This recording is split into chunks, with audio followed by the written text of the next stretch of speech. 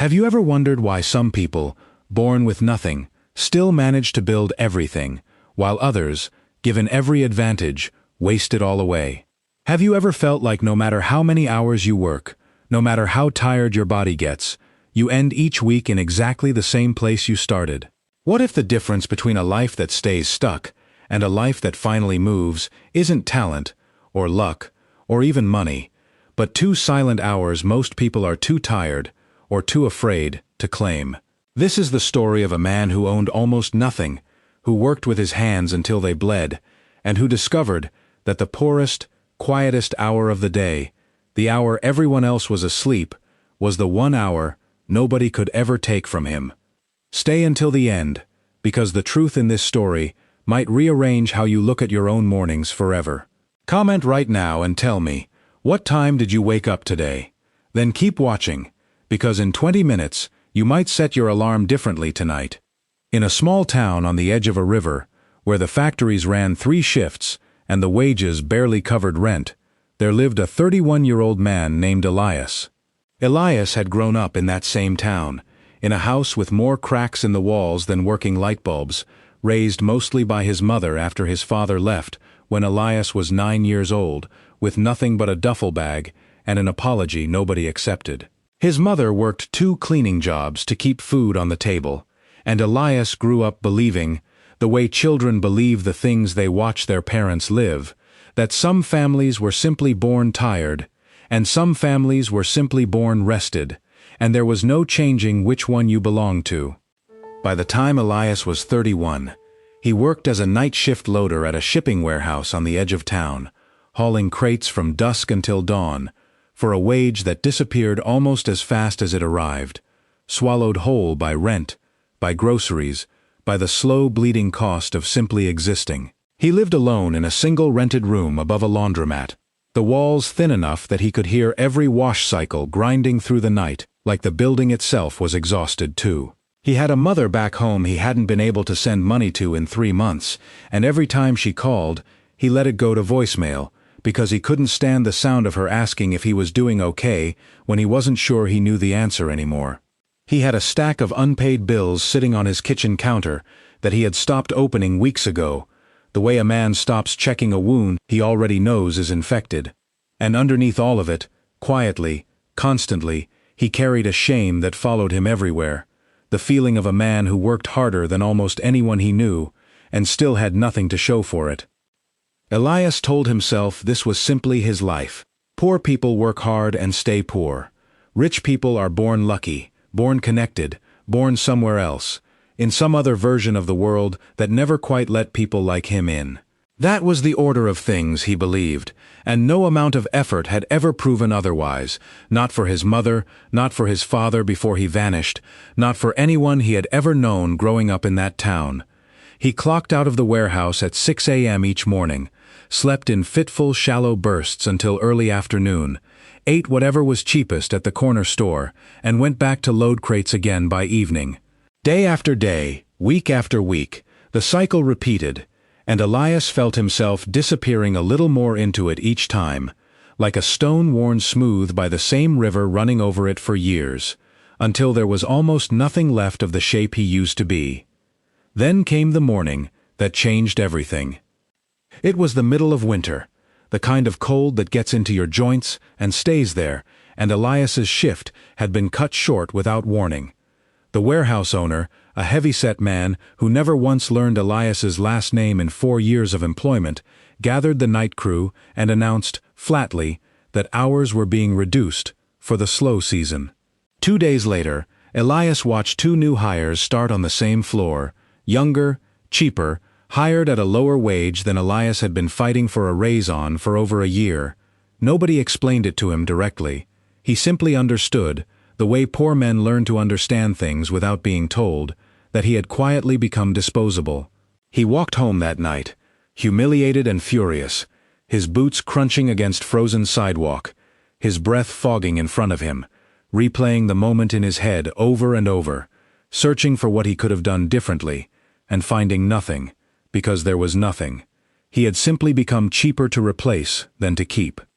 It was 3 a.m. when he passed the one shop on his block, with its lights still on. An old bakery, the kind that had clearly been there longer than anyone in the neighborhood could remember, its sign faded, its brick worn soft at the edges by decades of weather. Elias had walked past that bakery 100 times on his way home and never once stopped, never once even looked up. But through the frosted window that night, he saw an old man, alone, kneading dough by hand under a single hanging bulb, completely absorbed in the work, 3 full hours before a single customer would ever walk through the door. There was something about the stillness of it, the total absence of anyone watching or grading or deciding whether this old man's work mattered, that stopped Elias cold on the sidewalk. He knocked before he had even decided to. The old man's name was Tomas. He had run that bakery for 41 years, inheriting it from his own father, who had inherited it from a grandfather who arrived in this country with nothing but a recipe and a willingness to wake up before the sun. Tomas waved Elias in without hesitation, without a single question about who he was or why a stranger was knocking on a bakery door at 3 a.m. in the dead of winter. He simply handed him a cup of black coffee, gestured toward a stool near the ovens, and kept kneading. "You look like a man who just got some bad news," Tomas said, not looking up from the dough. Elias, too tired and too angry to lie, and strangely disarmed by the old man's total lack of judgment, told him everything. The cut shift, the cheaper replacements, the unpaid bills stacking up on his counter, the mother he couldn't help and couldn't bear to hear worrying about him, the sense, deep and old, that no matter how hard he worked, he would always end up exactly where he started, like running on a treadmill built into the floor of his own life. Tomas listened without interrupting, his hands never stopping their steady rhythm on the dough, until Elias finally ran out of words. "Can I tell you something nobody tells poor men?" Tomas said finally, looking up for the first time. Elias nodded, too exhausted to do anything else. "Working hard was never your problem. You already do that better than most rich men I've ever met in my life. Your problem is that every single hour of your hard work belongs to somebody else's clock." Elias frowned, bristling slightly. "What choice do I have? I have to eat. I have a mother who needs help." Tomas nodded slowly, patiently, the way a man nods who has heard this exact protest 100 times before. "That's true, every word of it. But tell me something. What time do you actually wake up on your own? Not when an alarm tells you to. Not when a shift schedule tells you to. When do you wake up because you chose to?" Elias opened his mouth to answer and found, to his own quiet horror, that he genuinely didn't know. He had let alarm clocks, shift schedules, and exhaustion make that decision for him for as long as he could remember. Tomas set down the dough and wiped flour from his weathered hands onto his apron. 41 years ago, I was exactly like you. Worse, actually. I had 2 jobs back then, this bakery barely scraping by, and a second job, hauling furniture on weekends, and a wife who was 3 weeks away from leaving because she said I had become a ghost in my own house, present in body and completely absent in every other way that mattered. An old baker who trained me, my mentor at the time, a man named Havel, told me something one night I never forgot, and I've never once stopped believing it since. He said, "Tomas, the rich don't have more hours in their day than you do. 24 hours. Same as you, same as the mayor, same as anyone. They just own the hours nobody else wants." I asked him what on earth that meant. He simply pointed at the clock on the wall. It read 3 a.m. Tomas gestured slowly around the empty bakery, at the dark street outside the frosted window, at the whole sleeping town beyond it. "The world is asleep at 3 a.m., Elias. No boss calling your name, no bills arriving in the mailbox, no customers, no traffic, no noise, no one asking anything of you at all. It is the 1 hour of the entire day that already belongs entirely to you, and always has, if you are only willing to claim it, instead of sleeping straight through it, like everybody else does. Everybody on this earth wants a piece of your daylight hours. Your job wants them. Your bills want them. Your exhaustion wants them.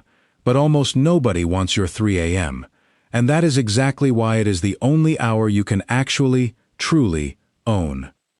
Elias, exhausted, skeptical, and more than a little defensive, asked the obvious question.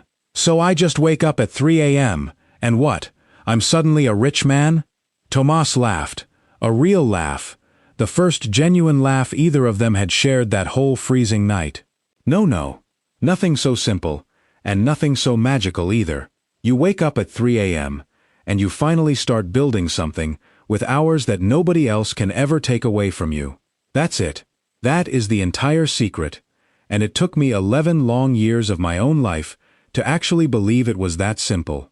He held up a rough, flour-dusted hand and began counting off on his fingers, slowly, deliberately, like a man reciting something sacred.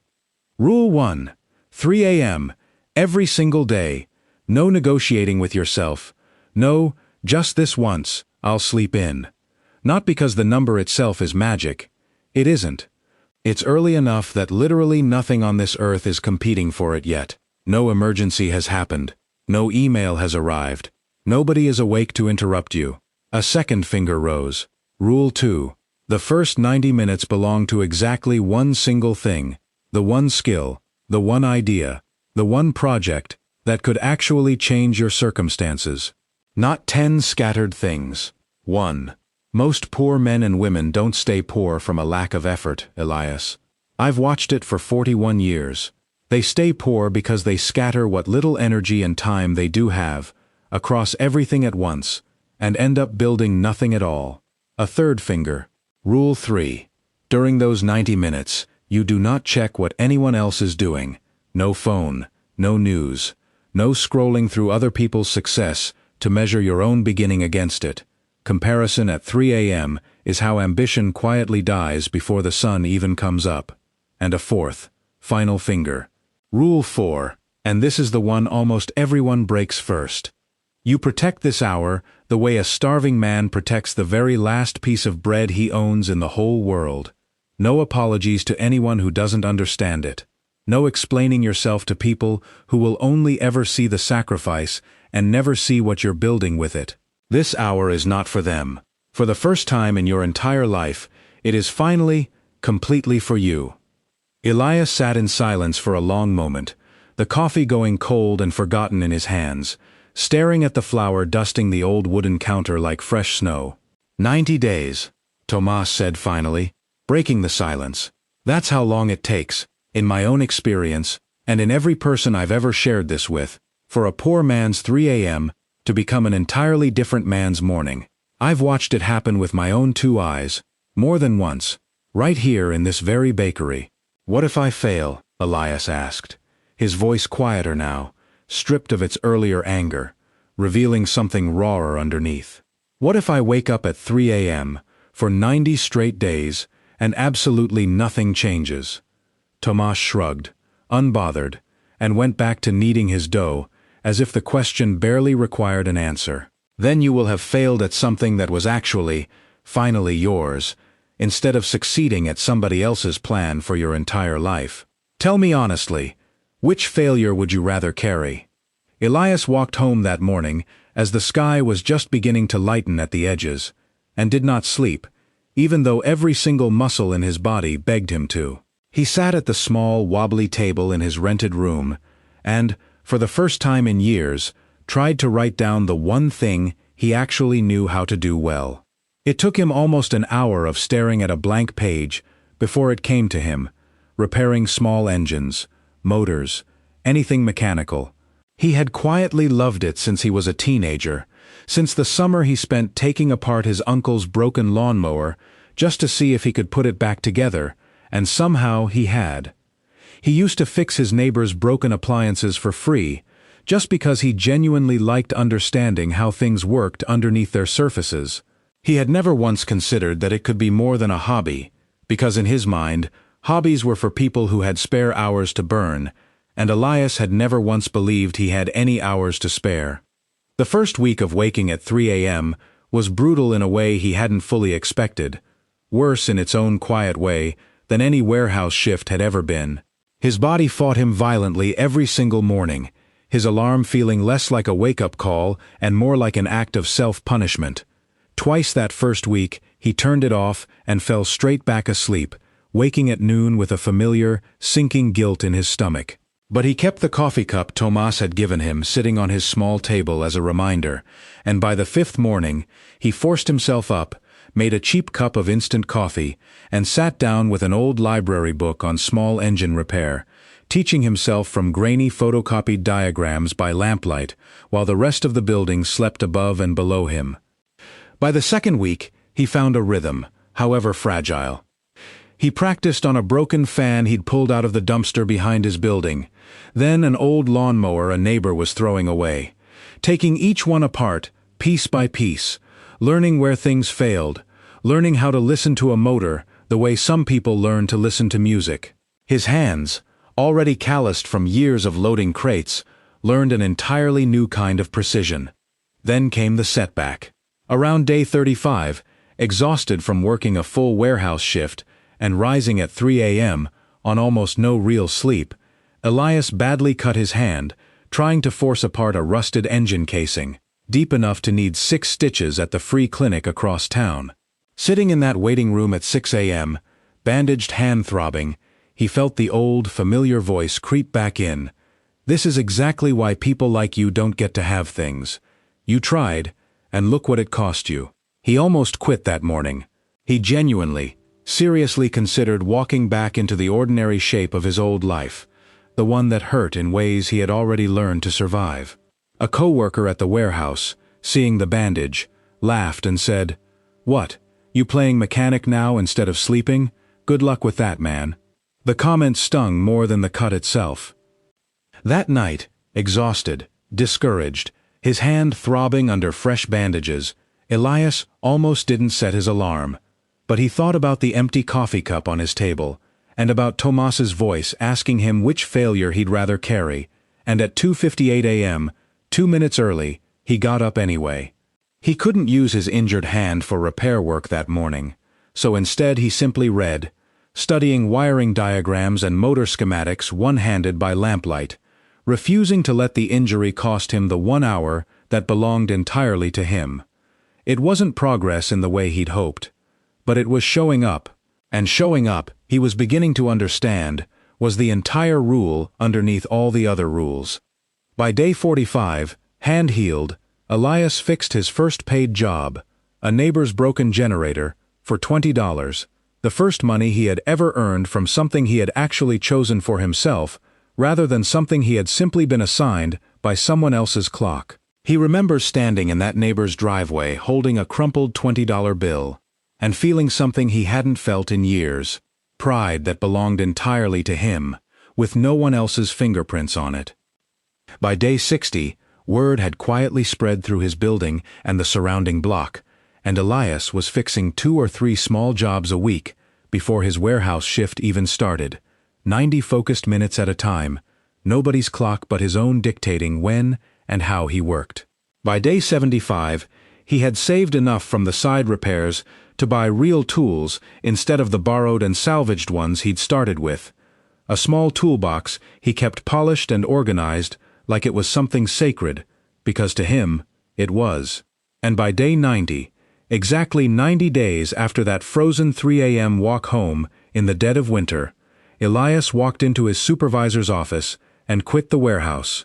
Not recklessly this time, not in anger the way he might have imagined doing it months earlier, but calmly, steadily, because his small engine repair work, still built mostly on those sacred 3 a.m. hours before the town woke up, was finally paying more, consistently, than the warehouse shift ever had. The first thing he did with his newfound freedom that week wasn't a celebration. It was a phone call. He called his mother, and this time, he didn't let it go to voicemail. He told her everything. The bakery, Tomas, the 3 a.m. rule, the stitches, the $20 generator, all of it. And at the end of the call, for the first time in over a year, he was able to say the words he'd been avoiding. "I can help you again." "I want to help you again," she cried on the phone, and so did he, and neither of them apologized for it.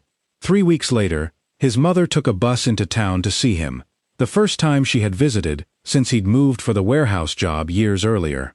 Elias met her at the station, and instead of taking her back to the small rented room above the laundromat, He walked her past the corner, where he now kept a small rented stall 2 mornings a week, engine parts laid out in neat rows, a hand-painted sign reading simply, "Elias Repairs," hanging above it, still crooked because he hadn't gotten around to fixing the nail. His mother stood there a long moment, saying nothing, running her fingers along the edge of the sign like she was checking it was real.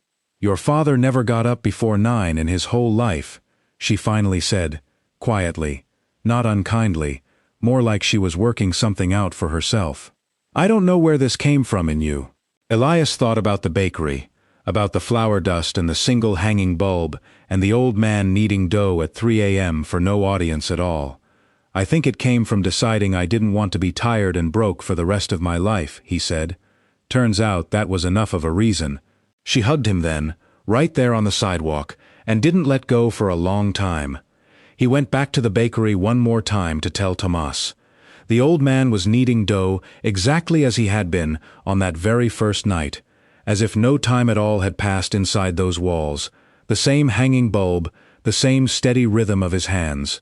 90 days, Elias said, standing in the doorway. "I did it. No negotiating."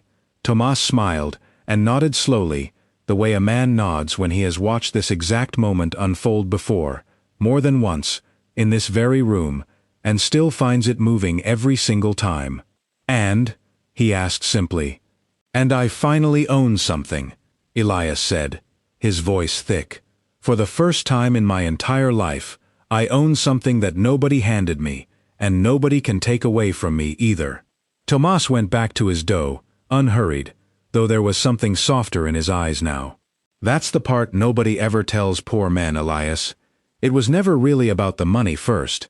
It was about finally having 1 hour, just one, out of 24, where you weren't waiting on somebody else's permission to exist." My friend, before we go further, sit with that for a second. A man with almost nothing, no savings, no safety net, no head start of any kind, found the one resource that was never actually taken from him, an hour the rest of the world had already given up on. That's the part of this story I want you to hold on to longer than any of the details about engines or bakeries. Elias's story isn't really about waking up early. Millions of people wake up early every single day and stay exactly where they started, because they hand that early, sacred hour right back to someone else's demands, someone else's noise, someone else's endless scroll. The real story here is about claiming the one part of the day that nobody else wants badly enough to fight you for, and building something there, quietly, patiently, stitch by stitch, motor by motor, month after month, until the world outside finally has no choice left but to notice.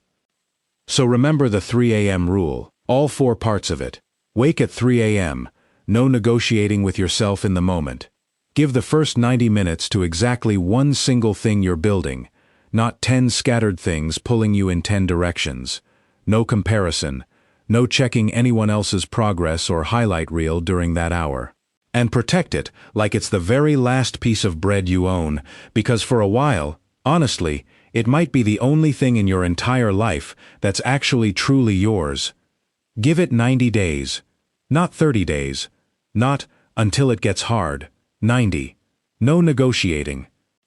Here is your challenge, the exact same one Tomas gave Elias in that freezing bakery at 3 a.m. Step 1. Tonight, set your alarm just 30 minutes earlier than usual. Not all the way to 3 a.m. yet, if that feels impossible right now. Just 30 minutes earlier than your body currently expects. Step 2. Use that reclaimed time for exactly one single thing you actually want to build, not your phone, not chores, not errands. One thing. Step 3. Comment below, right now, the one skill or idea you would give your first 90 minutes to if you finally claimed 1 hour that nobody else could ever touch.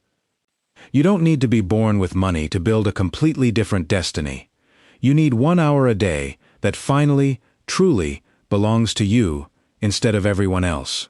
The only real question left is whether you keep sleeping straight through it tonight, exactly like you did yesterday, and the day before that, and the year before that. Or whether this is the video you finally remember at 3 a.m. Tomas said something that night that Elias never once forgot for the rest of his life, and I want you to carry it with you too, starting tonight. The rich don't have more hours in the day than you do. They just own the hours that nobody else wants. If this story moved you even a little, hit that like button right now, and send this video to someone who is working harder than almost anyone they know, and still feels stuck in exactly the same place, maybe without even realizing it's them you're thinking of. Drop a comment below, and tell me honestly, what would you build with one single hour that nobody could ever take away from you? I read every single comment, every one of them, and subscribe to this channel, because every single week I bring you another true story of an ordinary person who quietly changed everything about their life and the exact, specific steps they used to do it. 90 days, no negotiating, your destiny, whatever shape it's meant to take, is waiting for you at 3 a.m. The only question left is whether you'll finally go meet it there.